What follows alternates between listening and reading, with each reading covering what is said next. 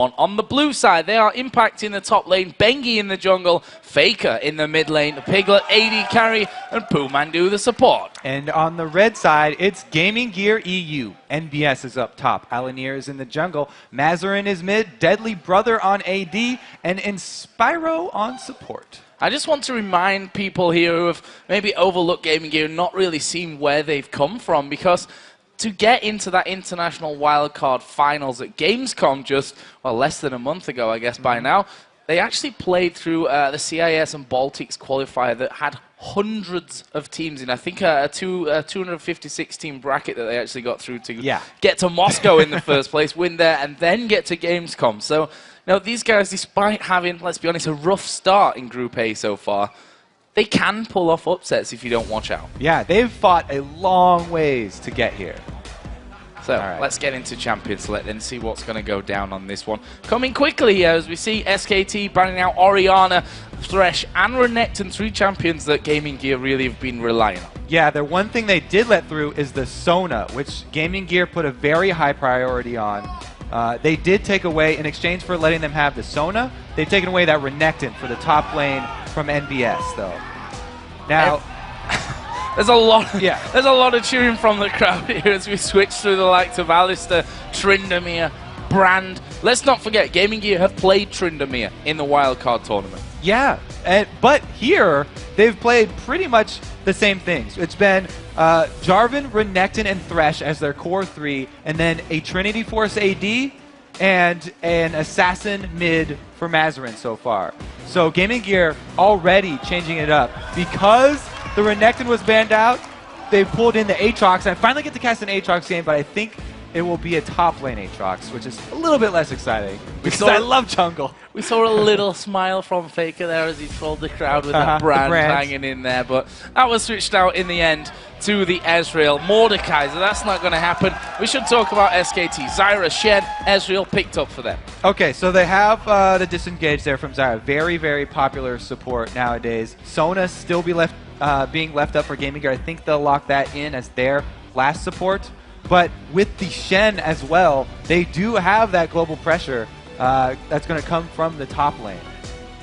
So, other side, Gragas, a big pick for Mazarin, and probably his second champion to really go to after Orianna, which of course was banned out here by SKT1, and that Sona, as you said, probably 100% likelihood of that getting locked in here at this stage. Pretty familiar lineup for GamingGear. Yeah, let's talk about this Gragas on Mazarin, because this is actually a very big pick for them. Orianna's been banned out the whole time. He had a lot of game-changing plays on Orianna, but Gragas was his second favorite champion at Gamescom. He got a Baron steal that basically won them the game. He's got picks in the late game. He's very, very accurate with that usually risky ultimate from Gragas. If you miss the Gragas ultimate, we've already seen teams, some of the Korean teams, you know, like Ozone, if you miss that combo, then Gragas is a very, very weak mid laner. But Mazarin usually on point with those, and that's where a lot of GamingGear's success comes from. Right now, SKT T1 got to be picking up the Fizz here for Faker in the mid, and a buy. Teemo, I'm not going there. I'm excited for a Faker Fizz, because Fizz is a flashy champion. You can pull off some very spectacular moves, and Faker is definitely the man that you want to put that champion in front of. So cycling through the likes of Victor in there as well. This guy, the crowd is even more excited than me for these interesting picks. In the end, though, this Zac probably a likely choice for NBS. I'm quite surprised that Jarvan has not even been touched here, because GamingGear, they've played 2 games, both of them with Jarvan in the jungle. SK Telecom have also had Jarvan in their game against OMG. That's why I was expecting a top lane Aatrox here, because I was assuming that they would just lock in that Jarvan. But you're right, GamingGear making a lot more changes than we initially thought. And Corki is definitely an upgrade for them as far as Trinity Force ADs go. Shucks. And there is the Jarvan, just as we thought from that one. So that will round out GamingGear's team, and I think a very strong team overall here, and very comfortable picks for them generally across the board. So again, they have that same mid-game AoE damage that comes from the bottom lane. Corki with all the missiles and Sona's flash crescendo ability. gives them a nice control over the mid line, where the game-changing plays, really, like we said, are going to come from the Mazarin, the long-range Gragas ultimates. They're going to hope to split up this SKT team.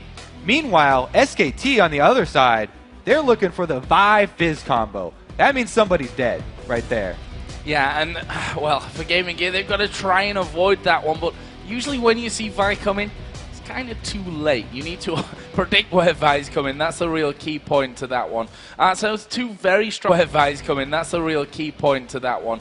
So it's two very strong teams here on very different stages of their whole tournament, I'd say. Obviously, SKT T1 not having the best start to things. They're losing out there to OMG. On the other side for GamingGear, they're rock bottom right now. And hopefully this day off that they had yesterday, they've really managed to group and talk about things and get over what I think were a lot of nerves as well for them. They don't seem too down, though. It seems like they're in good spirits right now. And the other thing that goes in with that Vi and Fizz, by the way, is going to be a Shen, which you will see coming, but it's going to be devastating when they get to the back line. Well, then, let's have a look then at you guys and what you've been thinking about this one. Something tells me it's not going to be too close. LolEsports.com says 93% of you believe in SKT to win this one. All the analysts said SKT as well. I guess I'm going to have to go with GamingGear just to be the possibly one person in the world, along with the other 7 that are right. All right, guys, write that one down. Joe is for GamingGear here. Let's keep track of his scores. That doesn't count onto the caster's total. I will just throw that out there right now. So let's get into game then. Here's SK Telecom T1 versus GamingGear. An incredible matchup. We're hoping SKT, they could be angry coming into today's play after that ropey game against OMG, though.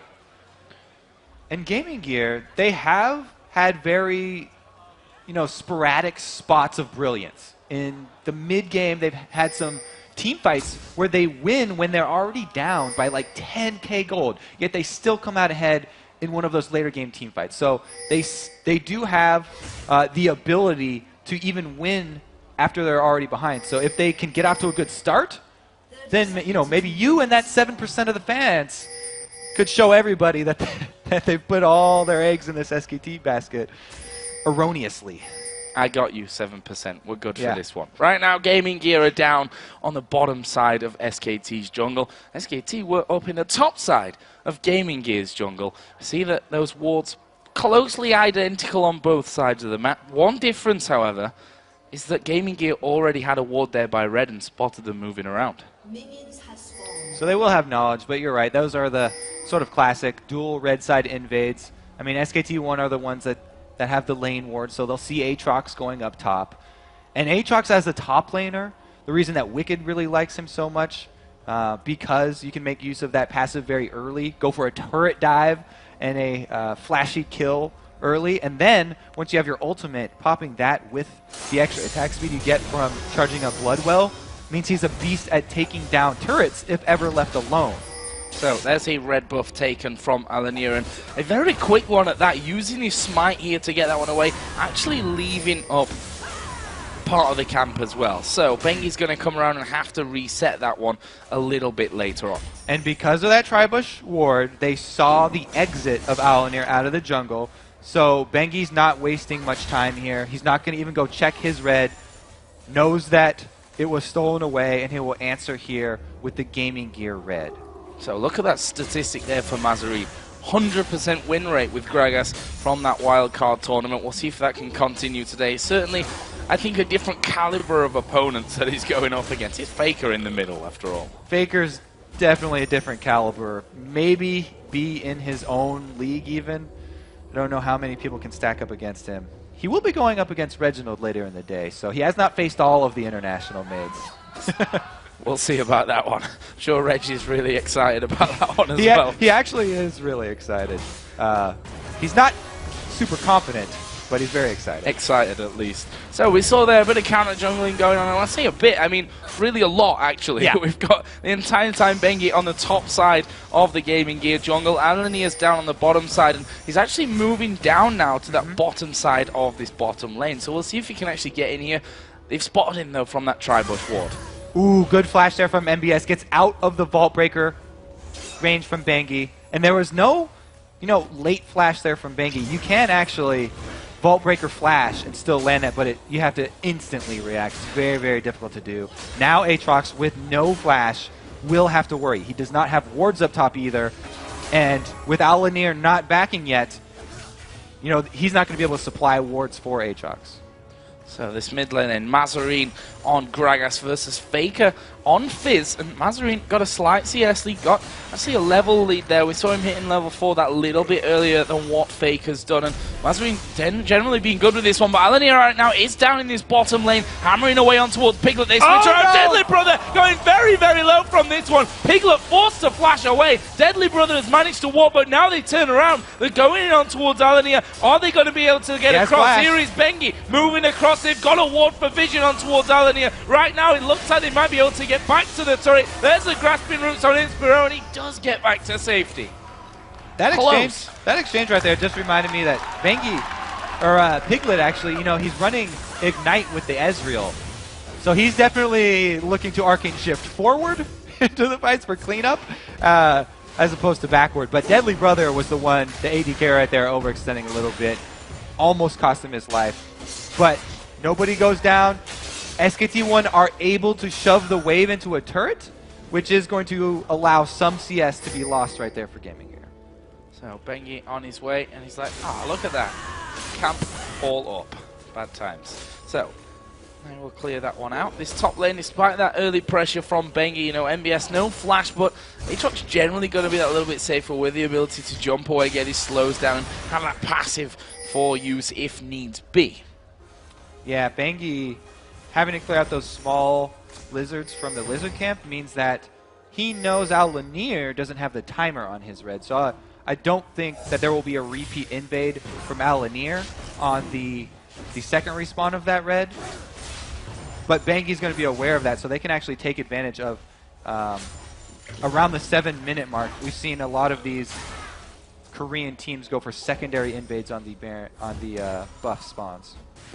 So Alanir just had a bit of a visit towards mid. Faker actually recalling from there, and he's going to come back into lane with double Doran's rings. Got himself some wards as well, so should be able to set things up for Bengi to actually get in there and have an impact. Yeah, and like you said, we're coming up on that 7-minute mark. So with Faker timing his recall already at 6 minutes, he's going to be ready with that power spike of the dual Doran's rings, but he's also bought Pink Ward and Green Ward.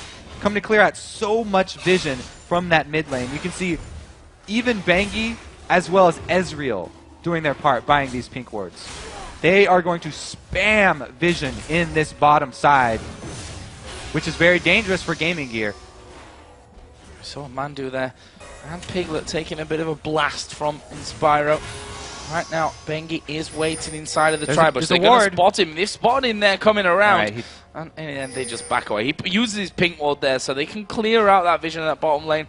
It's going to leave GamingGear now a little bit more conscious as to where they are positioned in that lane. Interesting. So Bengi going bottom with the gank. He's able to tell that GamingGear have a ward in that side bush because they started moving back only when Bengi got into vision of that river ward. He drops his pink up there to clear that one, and it allows Piglet to use his pink ward to clear side bush. So now Piglet and Pumandu have side bush control as well, which is very important for Zyra with the skill shot CC. Well, the funny thing is he put his pink ward down on that top side bush, but there's a pink on the bottom side as well. They're kind of missing each other on that one. There's Bengi's statistics right now for Vi. 100% win rate. Certainly the kind of win rate that you don't mess around with. Esmandu putting down more damage. He's around about half HP himself, so they need to be careful not to go too far. Up top, they've timed the flash here from MBS. It's about to run out. So Bengi's making moves up there, but they've already been able to fill in a ward easily bypassed by Vi with the dash that she has. And NBS, he's got another 20 seconds left on his flash. He won't have it for the gank. There is the taunt coming in. Where's MBS going? He's actually headed around the other side. Will pop his ultimate here. Jumps over towards that tri-bush. Already taking a good chunk of damage going through that turret. Is Faker going to come up to this one? You can see that Mazarine started to work his way down. And MBS, where's he going to go from here? He could have gotten out if they had a mid ward for vision. But since Faker went to farm the Wraith camp, he thought Faker was coming to cut him off. And he burns his flash again. He wanted to burn his flash to try and not give up first blood and suicide to turrets right there, but he ends up doing both. Mazarine there going to throw down the barrel, but Shen going to come into this one. Lands a taunt. Mazarine is a dead man. Faker picks that one up. Meanwhile, Inspiro goes down in the bottom lane. Mando is low. Piglet's going to chase in here on towards Deadly Brother, who will have to Valkyrie back away towards that turret. And, well, when it rains, it pours here. As Alania now being troubled underneath the turret of his own. Faker tanking that one up. That'll switch off. It's going to go down. Alania picks one up there, but that's kills everywhere for SKT. That was devastating. Gaming Gear all over the map. Aatrox dead, first blood. Aatrox passive down as well. Bengi's not done. That's Deadly Brother, and he's going to go down for this one. Did manage to pick up Mandu in the process of that one, but still, it's another one spread across the board. Look at the kills here. 2 for Bengi, 2 for Faker, and a single one there on Piglet as well. They have been able to trade there. Faker, because he used the damage coming down portion of his playful trickster, the trickster part, he got tower aggro and died. As well right there, Deadly Brother was able to answer, but even more important than the kills is all the CS that they pushed up and all the CS that Deadly Brother is going to lose by being dead. So MBS, no passive at this point in the game. No flash either that was used as he tried to escape a little bit earlier on, which leaves him very, very vulnerable in this top lane. We already saw Impact there giving him a good bit of damage back after Taunt comes in. So things start to slow down somewhat. Let's have a look down the items between the AD carries. Almost a mirror image between the two, headed both up towards that Trinity Force. Yeah, that's no surprise. Both of these are the Trinity Force AD carries. I guess Kog'Maw's in there as well if you're Genja or if you're Imp. Yeah, if you're Imp looking at Genja. Double Lift is not sold on those yet still, though. So, across the map we see already boots some ability in there for Bengi. That's going to make him a little bit more dangerous as he runs quick around the map. Picking up an Oracle here 10 minutes into the game. Wow, that's a very, very ballsy pickup. A little bit less so with the changes to Oracles because it does persist through death now.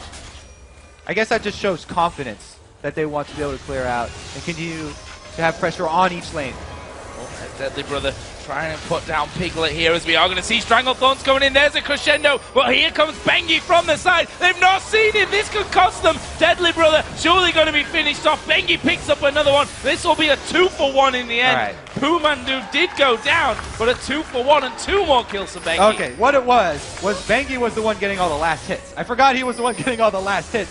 So the way that you exert your pressure as a jungler, if you're the one who gets all the last hits from your ganks, is that you get the mobility plus vision control of the Oracle's mobility boots combination, and that allows the first kills that your team gets to effectively pressure all lanes because your opponents don't know where the jungler is, so every single lane has to play careful or they go down just like that. That's going to allow a Dragon pickup here for SKT. We also saw move from Impact there, going between the inner and outer turrets in that top lane and stealing away that entire wave of minions. Faker actually did start to come down, by the way, to that bottom lane to see if he could get involved in a few more kills. In the end, though, it's Bengi who's soaking them all up. Oh, yeah. MBS and Impact here and have a bit of a fight with each other. Actually, Alanir is coming around the side as well. Impact pretty tanky already with that Sunfire Cape in there. He's not actually seen Alanir coming down, so this could be deadly as Jarvan does come around there. Impact down to below, half HP. He's going to try and stand United away, and he is going to get away. Wow, brilliant from Impact. Straight to base. Nice recall. He's got a good shield down there, ready to buy. It is going to give them the tower pushing power that we talked about for Aatrox, and that combined with Jarvan will be enough for Gaming Gear to claim the first turret of the game. First turret of the game for Gaming Gear there. Exactly, or not quite exactly 3,000 gold behind, but certainly close enough from that one. Bengi here going to get things kicked off on the blue buff. We'll see Faker come around and collect that one for himself. On the other side, Gaming Gear's blue buff is available for the taking as well for Mazarine. Yeah, Bengi actually doing a very good job of showing why it's a good thing to let your junglers have the kills, because they can visit all of the lanes and pressure the entire map because of the early roaming advantage that they have. And I also like that he's building into that spirit of the ancient golem on Vi, because it will give him some HP to make him a bit more tanky and tenacity for him to allow him to get out. But cooldown reduction is really the best way to scale a jungle Vi as they contest for this blue here. There's enough pinks on GamingGear though that they are able to chase off SKT. Anyway, cooldown reduction is amazing for Vi because proccing her denting blows is the way you get so much damage. Oh, not great from Piglet, the aim on that one, but that turret going down very, very low there and will be finished off here along with that one as well. Piglet just trying to run as much of those minions down low as he can to prevent Deadly Brother getting the farm. Blue buff actually is still up there, so in the end they decided not to fully challenge for that one unless they left the camp up somewhat. No, it is still there, so SKT going to come around. GamingGear looking like they're not quite so happy with giving it away though. Sona's definitely committing to this one. She's cutting off Bengi. They're all coming around from this one. Bengi down to half. There's the strangle. Crescendo moved away from Mazarine's barrel. Will push Bengi away from danger. Mandu will die. And now Piglet is the one that's going to be in trouble. He's looking to get over the wall. Arcane Shift will do that. Inspiro goes down. Piglet actually sniping him off there with the Q. And I don't think they're done from this one. Bengi has come back into the fight. Deadly Brother going to get initiated onto. And that is another kill coming in. Actually did manage to finish off by. And now Faker is very, very low. He's still going though. He dives back in. Mazarine takes him down. Piglet flash away from Mazarine. Can he finish off job? And where's the slide? Oh, it doesn't matter. He'll finish it off there anyway. And wow, a turnaround, a 3 for 2 there in the end. Actually, it was a 4 for 2 really because Mandu died right at the very start. This is a great foothold here for GamingGear. All started from Inspiro going around behind them. Even though he missed the crescendo and Mazarine's ultimate knocked away Vi, because of the positioning of Faker not rotating down, they had the early champion advantage here. We do get the... Okay, we'll just go back to the game because Alanir almost died. But yeah, they had the early champion advantage with one extra champion there. So even though the ultimate's not the hugest effect for GamingGear, they were able to focus their damage, take down Zyra very early, and come out ahead in that. The fact that they're keeping up here in kills shows that GamingGear not ready to roll over and give up on this one by any stretch of the imagination. We've got the Dragon coming back up here in 1 minute and 40 seconds time as well. A distinct lack of wards, pink wards in particular, down there on that side, which sure will change here in a few as we see that both Alania and Deadly Brother do have those pinks, and Inspiro as well, as you maybe expect at this stage from the support. So they're certainly going to be able to get those pinks in position. Whether they're willing to fight there or not is a different matter. It looks like they're definitely not going to give up this vision battle, and it shows because that's how, you know, they got that one little advantage in the last blue buff fight. The thing that's really scary here, though, is that SKT have hit the Lich Bane and Trinity Force spike at the exact same time here. So the Fizzin and the Ezreal are extremely scary right now. And they also have Shen stand united. So whatever move SKT want to make on the map, it's going to be GamingGear having to play a little bit defensively and trying to answer this SKT aggression. Well, that Dragon now less than a minute away. MBS, is he going to come down for this one? You can certainly expect that a 5-man presence is what GamingGear are going to be planning for in this one. There's a couple of wards there put down in middle just to keep vision up for SKT. They're actually going to lose their tower here in this mid lane. That's going to put GamingGear back in the lead when it comes to towers. And they're not done. They're still pushing. They're getting very deep here. If SKT collapse, they have the advantage in this team fight. Deadly Brother still has 12,000 gold sitting on him. His Trinity Force has not been completed. Oh, they've held up Inspiro there. And the grasping roots. Bengi moving forward. Shen can get involved as we see Ezreal come around this bottom side again.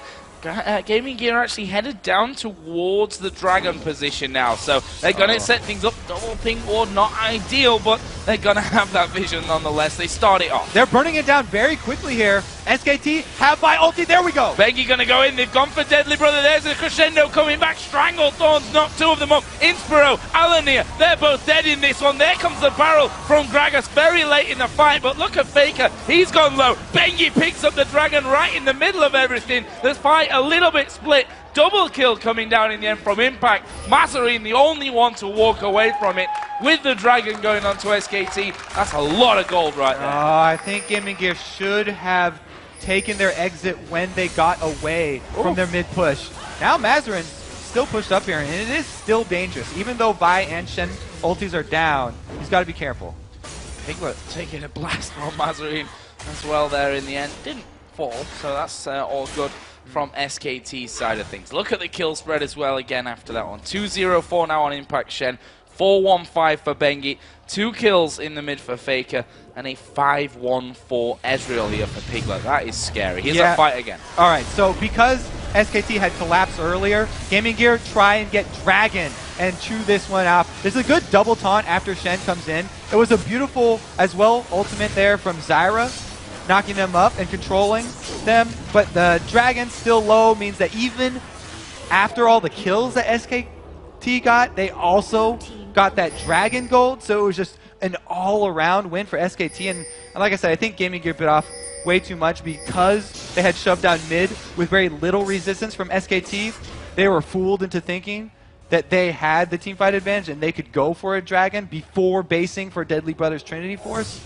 Meanwhile, the already completed Trinity Force and Lich Bane on SKT. Too much damage output. Scary. MBS there we saw taking so much damage from this Shen. Spirit Visage plus that Sunfire Cape in there for him right now as Faker pushes out that bottom lane as well. Top turret can't be contested either here for GamingGear. Two-man team able to pick that one up, and it looks like with those wards down, they're going to start to close in towards this mid lane. With the amount of gold that SKT got from that last team fight around Dragon and the Dragon. Oh no, Mazarine's going for it. Yeah, Chum the wards goes down, but good flash. Yeah, gets really himself back towards safety there with that body slam plus the flash coming in. Faker though, you'll be happy with that. Your flash has gone down. They can keep pushing it. Next time around, you're not getting away. Very, very dangerous now as Faker's already heading towards that hourglass for the extra rotation that he can get off.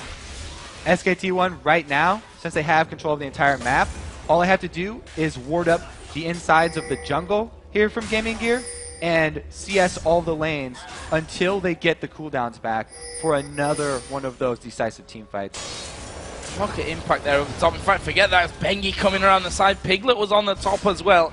But this top lane, as I was mentioning, Impact so very strong with this Shen at this stage. Done brilliantly with his taunts.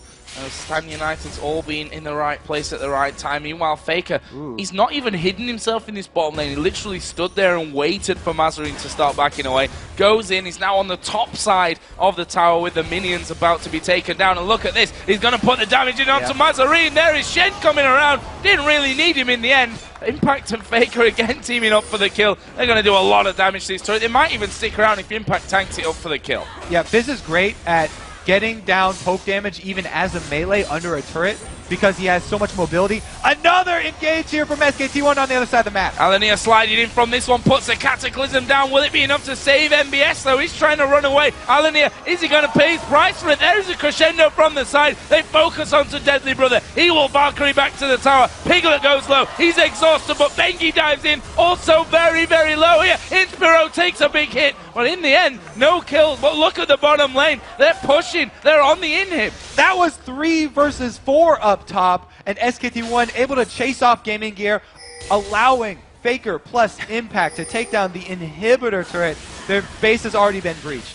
Base is breached. There we saw Inspiro, or didn't see really Inspiro going down, but I'm sure it wasn't that entertaining anyway. Bengi just getting straight in there. That's a 5-1-5 buy. Look at this though. Deadly Brother goes straight in over the top with a Valkyrie, trying to chase down Piglet, who's already very slippy. There's a bomb landing. Mazarine is coming in there as well, but Ezreal, being Ezreal, will be able to escape it. Aatrox with his passive down is very vulnerable, and his dash is gone. Yeah, 3 men on top of him right now. Chances of survival, 0. Faker gets that one. That's his 4th of the game right now, and one by one, they're falling here, and Faker's not done. He's looking for more. Actually, he'll back away and recall. Oh, in fact, the entire team of SKT are going to recall. They've got plenty of cash to spend right now. This is going to be a very difficult defend for GamingGear. Because that inhibitor turret is already down, SKT1, they don't even need Stand United available. If they wanted to, they could just walk down that bottom lane and force the fight at inhibitor. They can also clear out vision on any area of the map that they want right now and force Gaming Gear to come to them.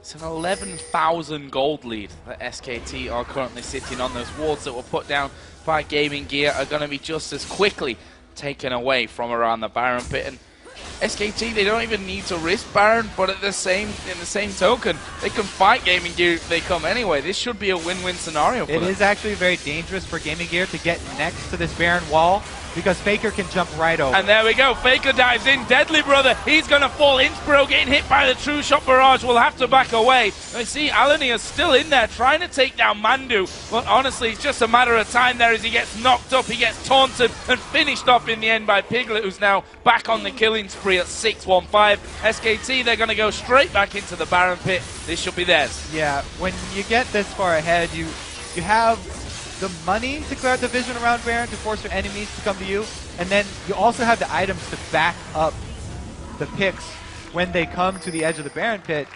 Vi, Fizz, Ezreal, Shen, all can get right over there, and Zyra can throw her snare over the side, which is what she needs to get down. So very, very tough place for Gaming Gear to be in. At least Gaming Gear is able to answer with the Constellation Dragon. An added bonus, or a little bonus, I guess we could say, not really added, just to bolt on to what happened a little bit earlier on. SKT, well, that gold lead is 12,000, 12,500 even at this stage of the game. We see that that's actually the first dragon of this game for Gaming Gear. We'll see if they can do anything to stay in this one. Right now, though, they're going to be on the defensive. SKT T1, they've got Baron on, they've got a massive lead in both gold and obviously then translated into the items. This is a dangerous time for Gaming Gear. And they've got a massive lead with a team that has a guaranteed engage. They've got Vi backed up by Shen and Fizz the Assassin. Like I said, very good at poking under turrets even though he's melee. Wow, that's Alan here. Two-shot barrage comes across there. And just that combo almost taking him down. Faker moved in as well. Suddenly Dancer's back, and all that time has managed to pick themselves a turret. Faker actually uses Zhonya's there, but Mazarin didn't explode the barrel till the Zhonya's actually came out, and he took the damage for it anyway. Never mind, Faker goes back. Rest of SKT still hanging around there. Shen still pushing this bottom lane out. There's not a lot left in this game for Gaming Gear. And they continue to push as well there on the steps, and there's so much on the back foot here, and SKT, honestly, they're going to have to make a big mistake. Probably even more than one mistake at this stage. Everyone always talks about, you know, the huge spikes that Fizz gets when he gets his Lich Bane, but it only gets scarier from there, because like I said, that adds another AP ratio onto his kit, which means the later the game gets, the more scary he gets. He can chunk people down even under turrets at this point and get out unscathed. It's so dangerous for Gaming Gear to even get close to him. And there we see it. Alania almost hundreds is it? Well, is taken down. It wasn't on screen, but that was basically what I was talking about. All the rest of them going into this one, though. We see Inspiro going solo. He'll be finished off by Impact. The rest of them, they're underneath the two Nexus turrets right now. Impact not caring about that whatsoever. SKT have taken down two men. They may look to get their second inhibitor from this one. They probably will get it with this as well. Shen United here is going to protect Baker, but they won't actually re-engage on Mazarin. This is going to be two inhibitors down, though. SKT with a massive lead. Massive lead, and I'm not sure if Gaming Gear can even think about going for the fight again. Taunt comes down onto Deadly Brother, and with that regen that they're grabbing from that Baron buff right now, they're leaving the base with only Faker remotely low from that last engagement. They're going to rotate over to the top here. They feel like doing they it want by to the clear book. out every single lane. Faker's going to go spend his... Oh, it's only 900 gold there. So they're actually not going to get a whole bunch by him basing. He goes back for Home Guards. Was that the upgrade he just purchased? Yes. Home Guards picked up there. Which they don't actually need that at this point. Not particularly, but he's full health now at least when he comes back into the action. You can see that all those pink wards down, and wards giving him complete vision control over Gaming Gear's base with that Baron still running on them. Not too much time left on it though. Gaming Gear have slowly but surely lost a big portion of that base. Only Now, the one turret still left in that top lane. Faker isn't with the rest of the team right now, and GamingGear are kind of at that point where they're like a caged animal. They know they don't have much hope left, so they'll make a reckless move right now, and they will go for this Bengi Piglet duo that's standing up by the turret. It's one of the only moves that they really have left, is hoping for a Mazarin ulti, someone by themselves into turret, and capitalizing very quickly. Other than that, it's really SKT just pushing in for the win. Well, at this stage, that Fire and Buff has now run out. Deadly Brother trying his best to spam his abilities and get them away from those Nexus turrets. The final final inhibited turret will be focused and finished off. There is Impact going in. Stranglethorn's knocked two of them up. They're not going to escape from that one. Now they go on towards Mazarin. He heads back up towards the fountain, and MBS becomes the focus. But they're going to go in towards these Nexus turrets. The first one going to go down. Alanir goes straight in there. They pick one kill up, but they're probably going to pay the price of the rest of them for this one. NBS using his passive there to stay alive for a little longer. Mazarin, though, the only man left alive. They're diving him here right underneath the fountain. There's the last second on him from Faker. He does go. No, he doesn't die in the end. Just about survives. SKT finish off the Nexus and the game. Brilliant performance. They pick themselves back up. Yeah, that was a very clean little initiate there by Mandu at the end. But SKT really, after the mid-game team fight there, where GamingGear basically forced the issue themselves. After SKT1 got that lead, they never let it go. Yeah, not making too much hard work of it, I think, and you see that shake of hands between these two teams. Very respectful, sportsman-like behavior as you would have come to expect at this stage of things. And GamingGear, that's